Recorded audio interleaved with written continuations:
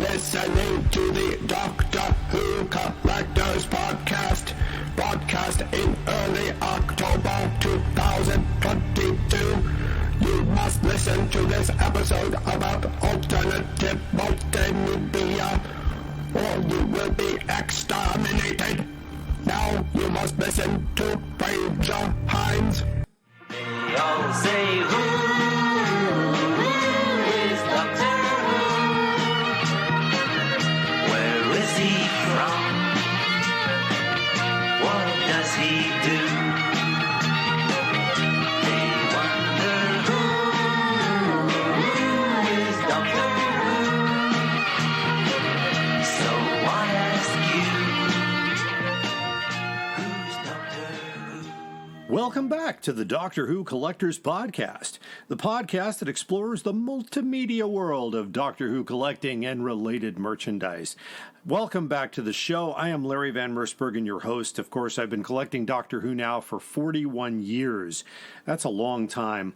And back in the day, in 1984, I opened the first Doctor Who store to actually serve Doctor Who fans. We weren't a brick and mortar place. We were like a moving convention. We kind of started that trend and went from fan club to fan club. We set up a table and we took care of the people that needed to find Doctor Who items, and we did that. And of course, that led to bigger and greater things, which was completely out of my hands. And of course, we're mentioned in a wonderful book called Red, White, and Who, The Story of Doctor Who in America. And of course, Bundles from Britain lives on page 384. And that is a wonderful book written by some wonderful friends of mine. And it details a little bit of the history of Doctor Who in America. It's we kind of get the Bundles from Britain gets the mostly harmless treatment, to quote a Hitchhiker's reference. And of course, they didn't know much about it. They were just given the name and not the story behind it. And I've told this story many, many times in many places, many conventions. I've been talking about this for, many, many years. And it actually does lead to the eventual creation of what was called the Visions Conventions and later Chicago Tardis. So I'm very close to those things. I didn't create those things myself. That was my business partner who broke away from me. We parted on good company. Don't worry. I was ready to go to college. I was very young. He took the baton and ran with it. And of course, he and I have been friends for more than 30 years. It's been a great time. Anyway, you can get a great buy on this book here on our front page of the website at drwhocollectors.com. And we don't get any money for it, but please support the wonderful people that put the time and research into that book. We are part of the Direction Point Doctor Who Podcast Network, and it is growing leaps and bounds. You can find great podcasts there, including Time Streams, Police Box in a Junkyard, the Doctor Who Target Book Club podcast, The Old Doctor Who Show, Traveling the Vortex, and now welcoming Doctor Who Literature.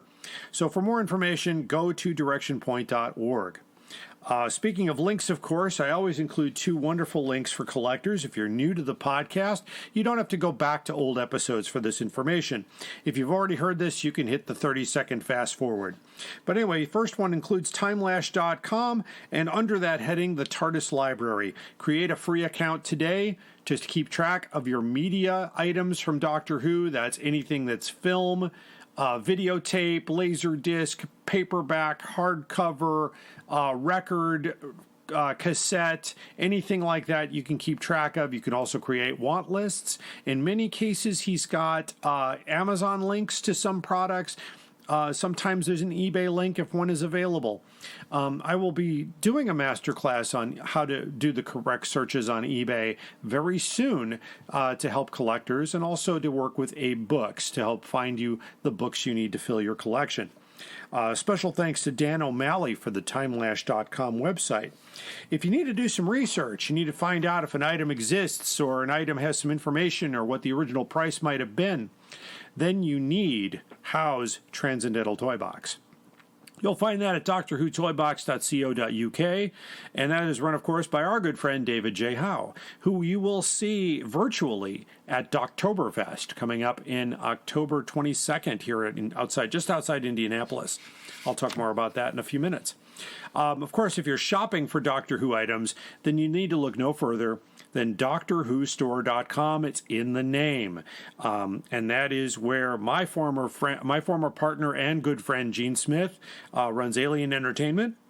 And they are running sales on many items. They recently sold a copy of Doctor Who and the Smugglers hardcover.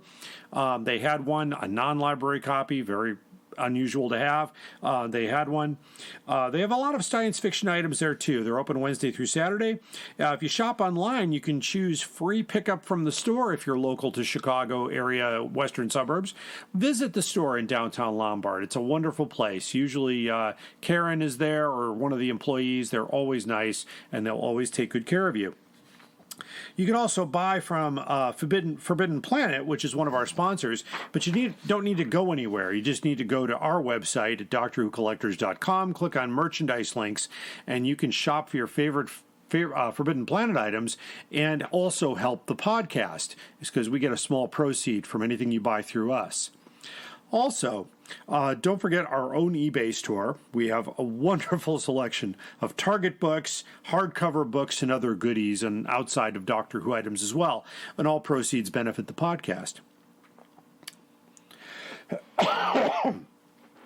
In addition to all podcasts posted on our website, we also have one of the first and complete guides to the Doctor Who classic hardcover books. Those are the books published by Alan Wingate through W.H. Allen, from the Auton Invasion to the Smugglers, 1974 to 1988.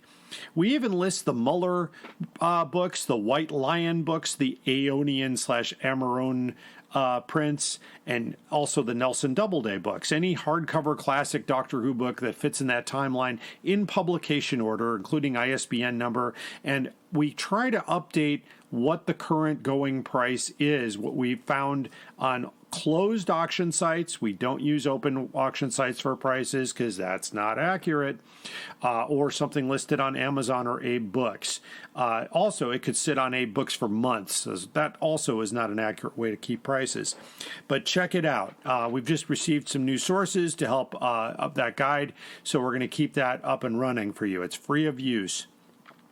We are now counting down to Chicago Tardis. That is coming up during this coming Thanksgiving weekend at the wonderful West End Hotel in beautiful Lombard. So far, here are the guests for Chicago Tardis. We have Sylvester McCoy, the Seventh Doctor. Fraser Hines will be there, of course. Jason Haig-Ellery, the CEO of Big Finish. We have Sophie Aldred, who plays Ace in the old and new series. And we also have Lauren Cornelius, who plays Dodo Chaplet for Big Finish. And if you've been following this podcast and you remember the interview I did with Lauren not long ago, I made a promise to her that if she came back to Chicago, I would take her out for Chicago pizza. And so it's on.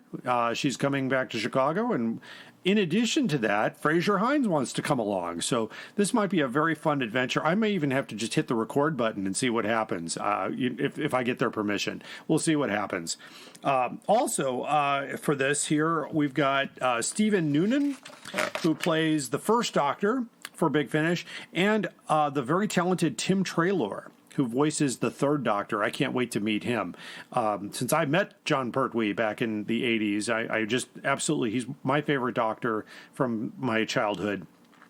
And lastly announced, the wonderful Wendy Padbury will be there. She played, of course, Zoe Harriet with the Second Doctor. So I would keep a lookout for special photo packages such as Ace and the Seventh Doctor and Jamie and Zoe. So if you're a favorite of cosplay for the Second Doctor, that might be your opportunity to do that. Do this while they're still coming to the conventions.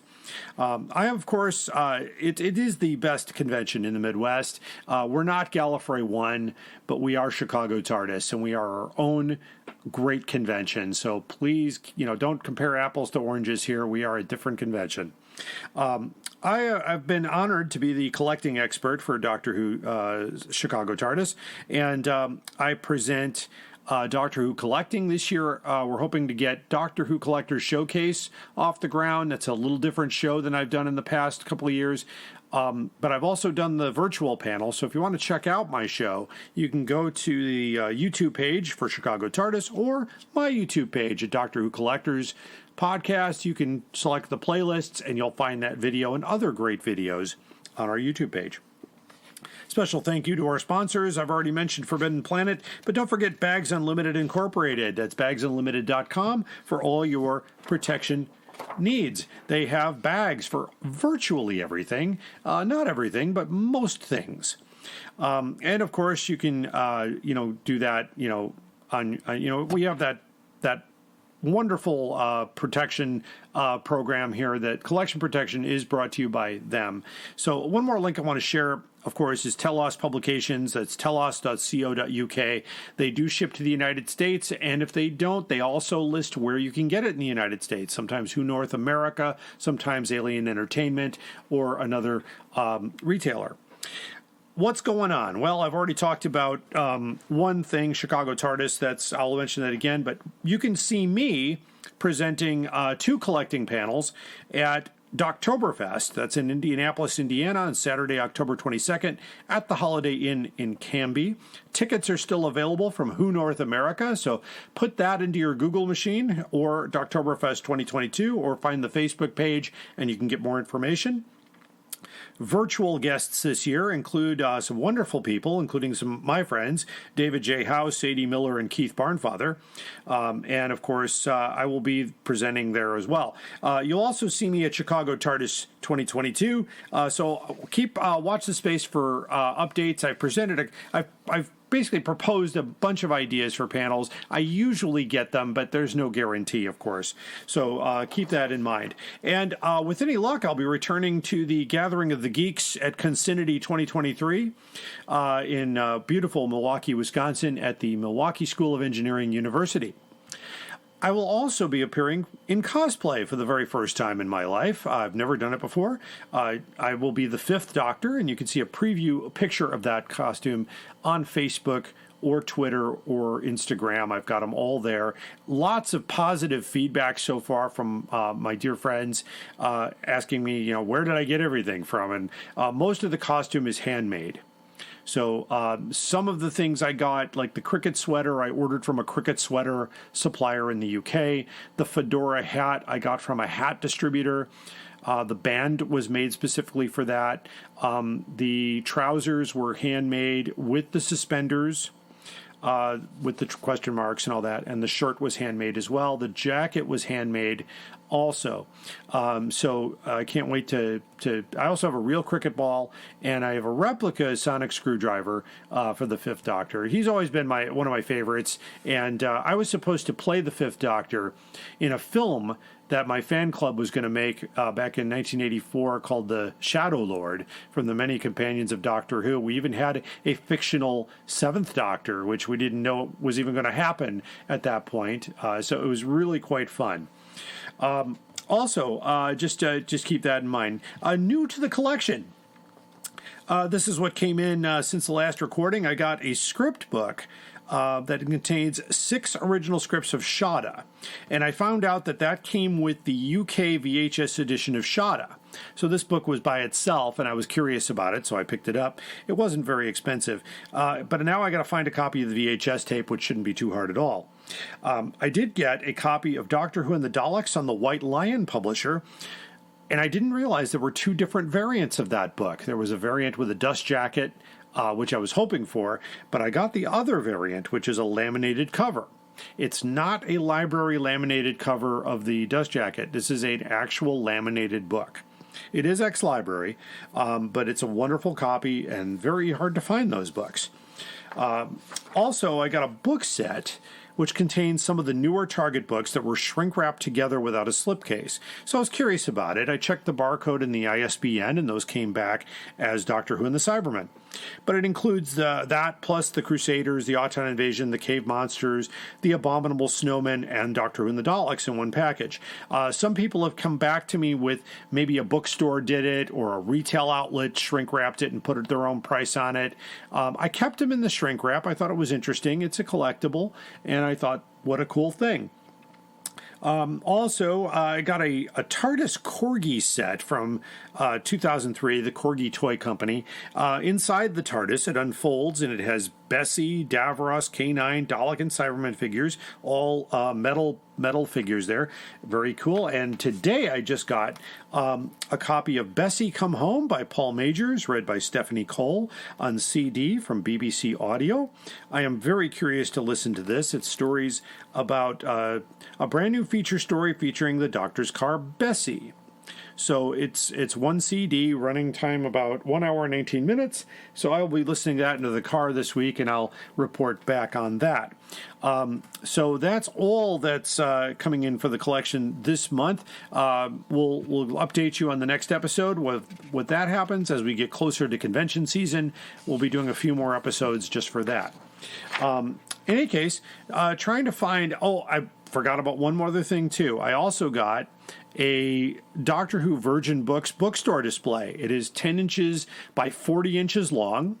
I'm trying to find a bag to fit it, but it's really nice, and I don't remember seeing this. It probably came from the UK, and it's beautiful. I just love that. So we talk with collectors. Let's talk about your collection. Share your story with me. Guest host the program. I'll turn the microphone over to you. You can talk about your collection. I'm happy to moderate and answer questions or just listen and just enjoy your talk, because we just enjoy the art of collecting is a very important thing. So you can just email me at drwhocollectorspodcast@gmail.com, and we can get that together. So on today's show, I'm covering the alternate media of Doctor Sad, Who. really, isn't it? Two items People in spend all particular that time here. making The nice Valley things, and other people come along and break them. Doctor Who Give-A-Show Projector from 1965, and the Doctor Who what we call Viewmaster slides from the early 80s. And that's with, of course, the State of Decay and Castrovalva, these three-dimensional pictures that needed a special viewer or a projector to see. I have both a projector and a Viewmaster, so I will see what I can do about putting a video together for that for our Patreon fans. So make sure that you find us on Patreon, by the way. You can find us there at patreon.com/Doctor Who Collectors Podcast. At the $15 level or above, you get full access to all of our extra content. You won't find it anywhere else. And especially the video interviews where we're showing the stuff out, and we're talking with our guests live. You can see them, and it's really a lot of fun. And plus, all the proceeds help us keep on the air. So you can be a sponsor at any level, of course. You can also support us at Podbean. That's drwhocollectors.podbean.com, and click on the Patron button. Of course, money is always a problem here, but we are still raising money to bring Doctor Who legend Peter Purves to our podcast. He, of course, played Stephen Taylor with the first Doctor. Our goal is exactly what the agents are asking for, and that's $271. One person could knock that out if you wanted to hear Peter's interview. You, of course, would get early access to that interview through, I would email you that episode or share it with you first about a week before it gets aired. And then, of course, we will mention you on the podcast as a sponsor of that segment. And Mr. Purvis, of course, will thank you as well. So your sponsorship will be included there. So you can go to our website at drwhocollectors.com, click the donate button, and make sure you put Peter Purvis in the message. Any money we receive above that $271 for Peter Purvis will go to Mr. Purvis as an honorarium if he'll accept it. Our theme song is Who's Doctor Who, composed by Barry Mason and Les Reed, performed by Fraser Hines. In addition to Fraser on the track, we learned that Jimmy Page plays guitar. He's from Led Zeppelin, and I believe the drummer is from Lady Marmalade. So quite a crew there. I mean, if you listen to that guitar work on there, it's quite amazing. But Mason and Reed, of course, wrote many hits, most of them for Tom Jones, but they also wrote for Edison Lighthouse and other people, too. So check that out. Wonderful stuff. So stay tuned. We'll be coming up with collection protection, the main story, and our most outrageous offer. Stay tuned. Are you ready to travel through time with us? Then check out Traveling the Vortex, a Doctor Who podcast. For nearly 7 years and more than 500 episodes, we've traveled from one end of the vortex to the other, making different stops with different doctors, reviewing everything from TV stories to audio plays, from books to comics, and more. Sean, Keith, and Glenn take you on a journey through 50-plus years of Doctor Who episodes and spin-off materials. You can find us wherever you get your podcasts, so be sure to check us out. And now, we're a proud member of Direction Point, a Doctor Who podcast network. You're listening to the Doctor Who Collectors Podcast. Keep collecting. Hi, I'm Juliet. And I'm Nathan. Experience Doctor Who from the very beginning through a classic fan's eyes. And through the eyes of a new Who fan. Reminisce and relive those classic moments with Nathan as he offers fun insight. Or experience them for the first time with Juliet as she dwells on social issues, history, fashion, and the size of a flashlight. We're the Time Streams Podcast. Find us on Spotify, Stitcher, or Apple Podcasts. You're listening to the Doctor Who Collectors Podcast. Keep collecting. Sad, really, isn't it? People spend all that time making nice things, and other people come along and break them. And now it's time for collection protection. Today I want to talk about something very specific and very, very important for the important collector who wants to keep their gatefold vinyl albums, and I'm talking about the ones from Big Finish or the ones from 1970s or something that's a little bit larger than a standard LP. And there's a few of those in the Doctor Who world, but Bags Unlimited Incorporated, one of our sponsors, has come out with a brand new archival 12-inch LP gatefold sleeve. It measures 25.5 by 12 and 13/16 on the inside, 4 mil polyester with 2 pockets. So there's a center slit, so you could slide your gatefold album into that to keep it from folding. Basically, it would keep the album straight, which is another way. There's a lot of argument out there about how you should keep gatefold albums. If you keep them folded, then the binding wears down over time, or should you flatten them out and leave them open? Well, when they're printed open, obviously, and then they're folded and the album's inserted. And I noticed just from one of the Big Finish albums I got, I think it was Dalek Universe 2, when I got the initial order and I had pre-ordered the album, it came shipped, and then it came with a letter saying, "We are very sorry. We accidentally sent you a misprinted album sleeve," and it's true, the binding didn't have any printing on it. So I thought, hey, accidental collectible. That's another topic. But the other thing was when they sent the replacement sleeve, like they promised to, it was sent flat. It wasn't sent folded. So I thought, I wonder if that's the way it should be kept. But anyway, these are museum grade archival sleeves. In other words, this is permanent storage. This is not for every collector. So if you're not a collector who's looking to keep things forever, then maybe you can, hit the 30-second forward on this one. Anyway, these fits over the gatefold jacket, 7/8 slit in the center, so you can still fold it if you need to, or you could keep it open.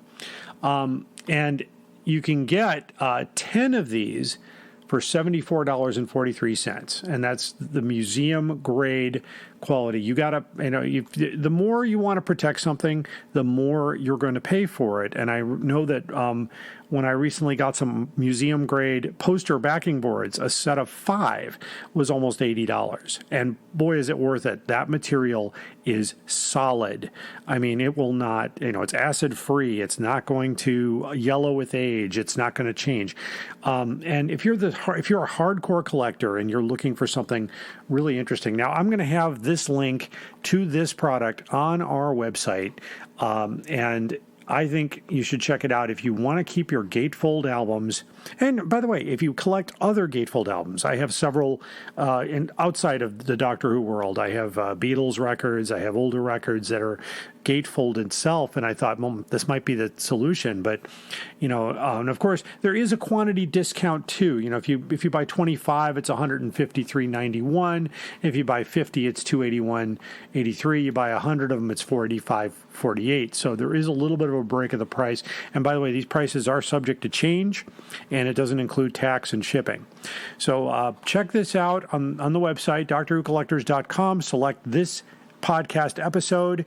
It'll be right at the top of the page if you're just looking there, or slightly beyond that, and you'll find that information under collection protection on the page there.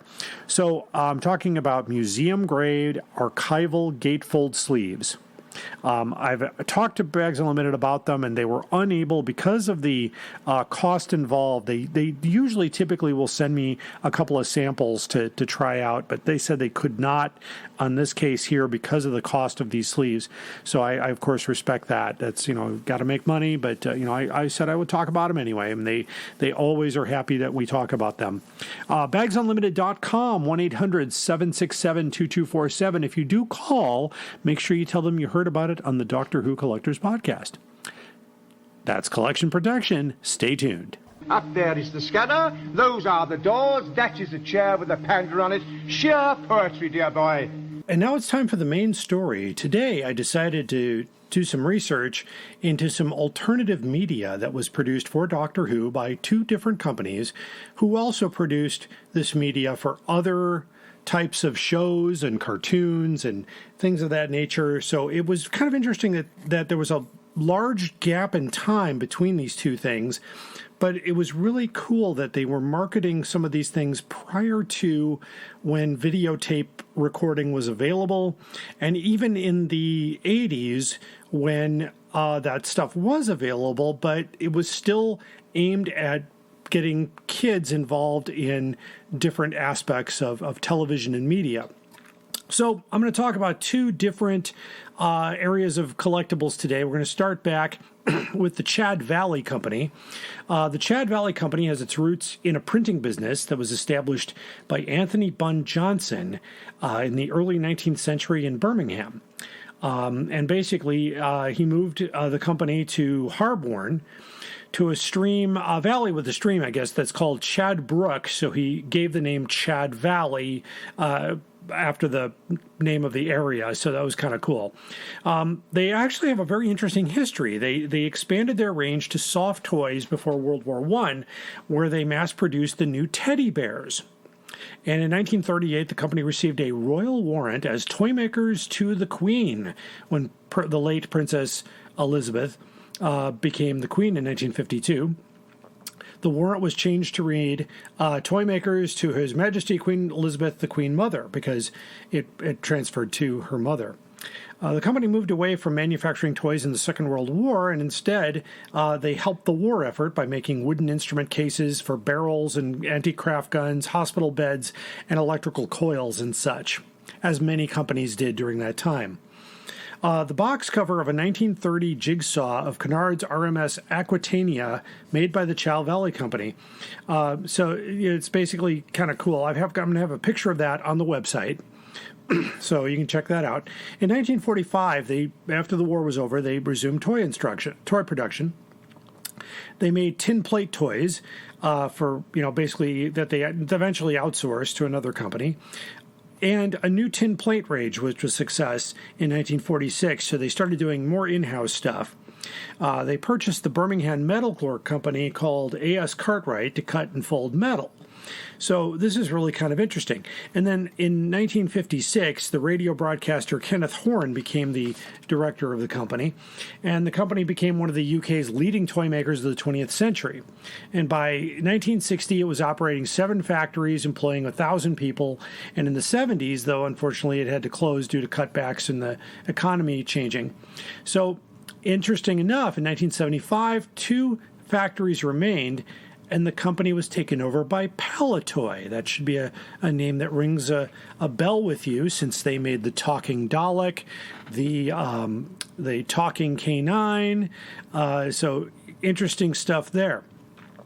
The brand name was then bought by a different company in 1988 by Woolworths, and remained in use until 2009 when Woolworths declared bankruptcy. So the Home Retail Group purchased the brand for £5 million in 2009, and Chad Valley became the exclusive property at Argos. And in March of 2016, Sainsbury's bought the Home Retail Group, and Chad Valley is now a brand of Sainsbury's. That's another name that should pop into your head, because Sainsbury's had a major deal with Big Finish Productions to produce special release vinyl recordings. So there you have it. That's the brief history of the Chad Valley Company. But why is it important here? Now, many of you already know, because I said Chad Valley, and it's a popular item. The Doctor Who Give-A-Show Projector was produced in 1965. It came with a flashlight-like projector and 112 color slides that created 16 complete stories. It comes in a very large box with really good artwork on the front cover. So you can see photos on our website, or you can Google this. There's many photos out there. A lot of listings for this particular item call it ultra rare, which is a word I really avoid using. But I will contest that, because I've counted more than 40 for sale in the last couple of years, and more are popping up every day. You can find them anywhere from $300 on up, depending on the condition of the box and whether the projector works or if all the slides are present. I have one in my collection. The projector does work. Many of the slides have been warped, though, over years of being stored in a damp environment. But however, with a little straightening, I can get the slides to work just fine. This was a great way to enjoy Doctor Who by projecting these stories on a wall or a movie screen back in the mid-60s. It was one of the ways alternative media was used, since, of course, video recording was not available at this time. Give-A-Show also did other releases, too, with Mickey Mouse, Popeye the Sailor, The Jungle Book, and in the late 70s, Star Wars. You can view all of these slides in the extra features of a copy of Doctor Who and the Zarbi on DVD. We moved to the 1980s. That's a long gap from 1965, but there wasn't much produced in this type of media. Maybe when I'm thinking of things that would be projected or viewed in a media type of fashion, there were a lot of promotional photos, BBC issued photos, lobby cards, and things like that, posters, but that's a whole different subject. Viewmaster might be a name you might know. It's a trademark name of a line of special format stereoscopes and corresponding Viewmaster reels, which are thin cardboard discs containing 7 stereoscopic 3D pairs of small transparent color photographs on film. It was originally manufactured and sold by Sawyer's. So the Viewmaster system was introduced in 1939. 4 years after the advent of Kodachrome color film. And some of you young people are scratching their heads, but that's okay. You can always Google what you don't understand. They made the use of small, high-quality photographic color images practical. Tourist attraction and travel views predominated in Viewmaster's early list of reels, most of which were meant to be of interest of users of all ages. Most of the Viewmaster reels, though, are intended for children. In 1966, Sawyer's was acquired, by the General Aniline and Film Company, better known as GAF. And as a kid, I remember GAF very well. They were in all the Sears and Montgomery Ward's catalogs. And once again, my younger listeners scratching their head, use your Google machine to figure out what I just said. Anyway, under GAF's ownership, Viewmaster reels began to feature fewer scenic and more child-friendly subjects, obviously to expand their market. So toys and cartoons. Television series were featured on Viewmaster reels, such as Doctor Who, which was only sold in the UK, Rowan and Martin's Laugh-In, Star Trek, The Man from U.N.C.L.E., Family Affair, Here's Lucy, and the Beverly Hillbillies. And actor Henry Fonda did a number of TV commercials for the Viewmaster product. From 1970 to 1997, there were versions of talking Viewmasters, which included audio technology with the reels of 3 major designs and increasing sophistication. And of course, in the early 70s, they had the Viewmaster rear screen projector. I have one of those, and that's kind of a neat way of, at conventions, I'll show the Doctor Who Viewmasters through that, which is kind of neat. It's a small image, but at least everybody can see it. There was also a screen projector, a tabletop projector that displayed images from picture wheels, and I have one of those as well. Unfortunately, it doesn't work with the Doctor Who reels. In 1980, they released the Showbeam projector, another one that combined their stereoscopic and flashlight technology to produce a handheld projector. The beam used small film cartridges and were plugged into the side. That's a different projector from what I have. Mine works with the reels. In 1981, GAF sold Viewmaster to a group of investors, and the company was reconstituted as the Viewmaster International Group. So, in 1985, Viewmaster entered into a video arena by starting Viewmaster Video and teamed up with Warner Brothers. Records on a new live-action educational video series produced by Together Again Productions, Kid Songs, developed for the educational market. In 2019, Mattel partnered with MGM to announce an upcoming feature film based on the Viewmaster.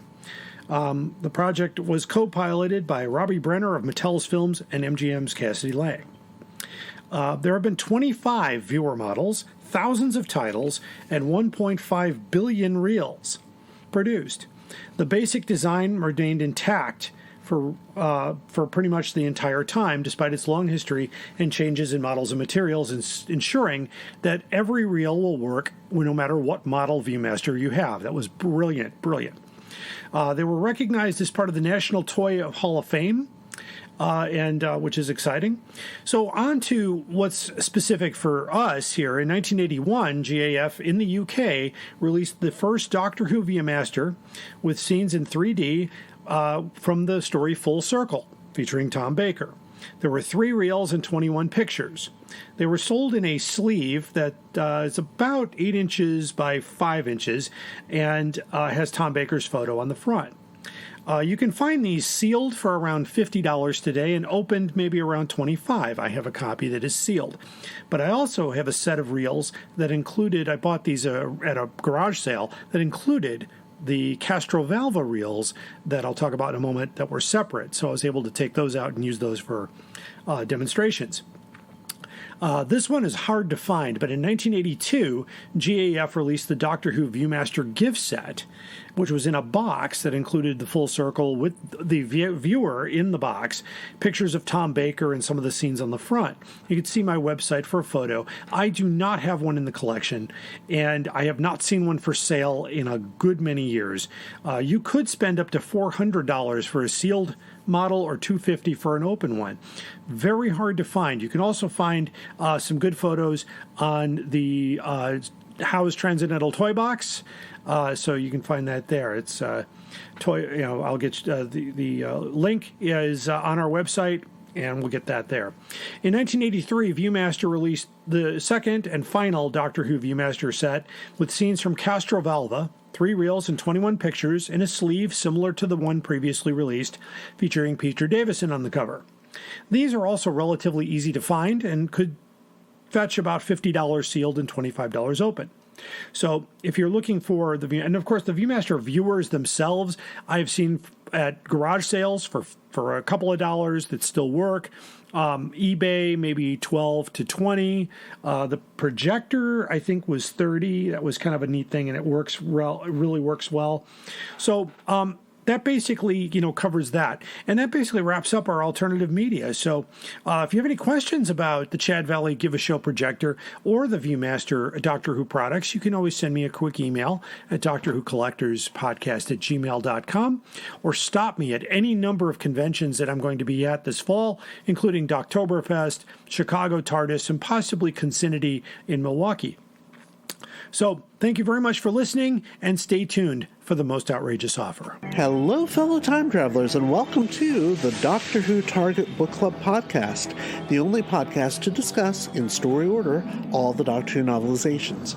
My name is Tony Witt, And every 2 weeks or so, I'm joined by a 2 to 3 person discussion panel, including our so-called expert who's been a Who fan since 1979.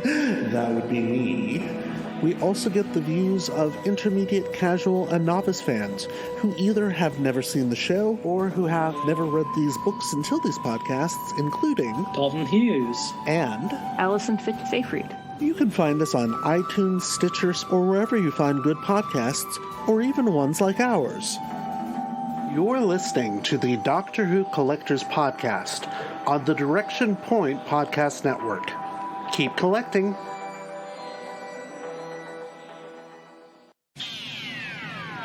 You are invited on an adventure across all of time and space, in a completely random order. It's the Police Box in the Junkyard podcast. Jump in the Tardis with your hosts, Eric Gulbranson, Asad Kheshki, and Matthew Kressel. Explore Doctor Who TV stories, audio adventures, and books, both novels and non-fiction. The Police Box in the Junkyard podcast. It's the entire Whoniverse on shuffle. The Police Box in the Junkyard podcast is a member of the Direction Point Network and is available about once a month wherever you find your podcasts. You are listening to the Doctor Who Collectors Podcast. Keep collecting. There is no plot. I am being completely honest with you. And now it's time for the most outrageous offer, the part of the program where we take a look at an item that was submitted to us or we found on our own that is a Doctor Who item, a book, figure, whatever it is, anything to do with Doctor Who, that seems a bit crazy on the price, especially when others can be had for a lower price. That was more important there. Anyway, we have here, we have a Doctor Who official 50th anniversary annual by BBC, which came out in 2013. Obviously, many people have this already. I have one in my collection. I paid retail price for it. This is an eBay buy it now offer, so it should be up there a while. I'm going to, the link, of course, will be on our webpage at DoctorWhoCollectors.com. The seller is SADRAM, SADRAM-24, with 561 stars with 100% positive feedback. He is located in Lancaster, Pennsylvania, and it looks like the shipping is $4.95, so far so good. But the buy it now price is $1,999, or $96 for 24 months with PayPal credit. Wow. Even for less than one payment of that PayPal credit, you can have a copy of this for as low as $6. And even possibly some new copies for around $12 or $13, maybe as high as $20. But definitely do not pay $2,000 for this. This is, even the first Doctor Who annual isn't worth $1,999 here. That's crazy. And I can't believe that this was out there, and this was something that just popped out at me, and I'm like, really? Of course, as usual, we try to contact the seller, but the seller has turned off that feature unless you're a bidder, and which is not a bidding auction. You can also make an offer on it, and I thought about making a $20 offer on it just for laughs and giggles. In fact, I'll do that because it's about worth $20. Anyway. That's the kind of thing we look for, is just this absolute price gouging, and your poor collectors out there trying to complete your collections. And we've got just a few people out there that are doing this thing called price gouging and artificially inflating the price of Doctor Who items. I mean, yes, there's inflation going on, but it shouldn't affect collectibles, because that is not, anything that is subject to the economy necessarily. I mean, shipping prices may go up. But that shouldn't be built into the price of your product. Do your research. Look up closed sales on eBay. Look up prices on Abe's books and compare them carefully for condition and other things like that. This says this is a good condition book, so that doesn't tell me a lot. The pictures look like it's brand new, but he's calling it good. And so a good copy for $2,000. Wow. I could, if I buy up 20 of these at $6 and sell them for $2, I could retire, but no one's going to buy that. That's crazy. So again, that is our most outrageous offer for this episode. If you find an item out there that just seems a bit too high or a little bit crazily overpriced, send us the link or photo of the link or some way to get to us at either Doctor Who Collectors Podcast at gmail.com or message us on Facebook or Twitter. And I will thoroughly check out the link. I will check out other books. I'll see if I can find another one. Usually that's the test there. If I can find another one for a low price, I will go with the fact that it's probably way out the mark. In fact, the fact is that this is about 1,000% higher than where it should be. And we'd love to hear from you. Anyway, that concludes the Doctor Who Collectors Podcast for this episode. I hope you enjoyed our talk on alternative multimedia, in addition to our attempt at a Dalek voice at the beginning of this episode. That was not Nicholas Briggs, by the way, and so hopefully you didn't think that.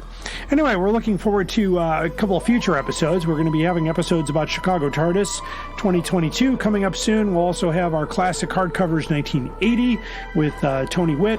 We're also going to look into some other things as well. So if you have a topic you'd like me to cover or something to look at, also shoot us an email, drcollectorspodcast at gmail.com. And we are part of the Direction Point Network. Until next time, keep collecting.